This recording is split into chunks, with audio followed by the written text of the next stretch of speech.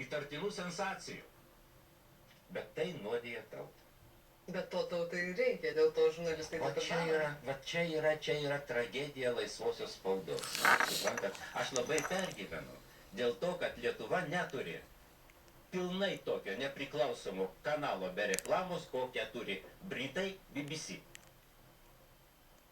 Taip, ten reklamos nėra, visiškai. Pone Jurkevičiau. Nu, aš drįsčiau pasakyti, kad sunku turbūt pasakyti, ar visuomenė reikia. Iš tiesų, mūsų visuomenė dabar yra, lengvai tariant, pavargusi nuo viso to, kas eina, to neigiamos informacijos. Ir iš ties turbūt turėtų būti parodoma, kas yra iš ties teigiamo. Iš ties atėjo laikas rodyti tuos teigiamus dalykus ir aš manau, kad visuomenė su malonumu ir dėmesiu matytų teigiamus Lietuvos gyvenimo pasiekimus. Aš manau, kad jų galima rastis visose gyvenimo srityse.